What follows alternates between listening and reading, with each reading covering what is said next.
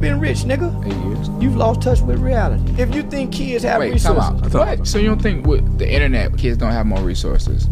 You must ain't got no poor nigga cousin. Social media is a facade. You never see somebody on social media say, boy, these my last $2 right here. They go come show you when they got their 500. You never see nobody on social media say, man, here go the disconnect notice, man. I gotta pay these light bill by Friday. I'm 2 months behind. Social media show you the happy side. You look at the real statistics. Homie, nah, kids don't have a lot of resources. When you say more resources like what? You make resources. But how though? But how? When you look and see most kids aren't creating content, so how do they have resources? Well, I mean, it just depends on what you want to do in life. Well, how do you know what you want to do when you don't have a developed brain? You're talking about an undeveloped brain, and you're dealing with trauma and impoverished conditions. Your mama might be on drugs, your uncle might be molested, and your dad in prison. Those numbers are way bigger than what you think. Yes, you lost touch with reality. Fuck you, bitch ass nigga. Nigga, I don't give a fuck about no dead ass rapper. When I just buried a 15-year-old kid talking like the dead rapper. And come to find out, everybody who look like they got money on social media,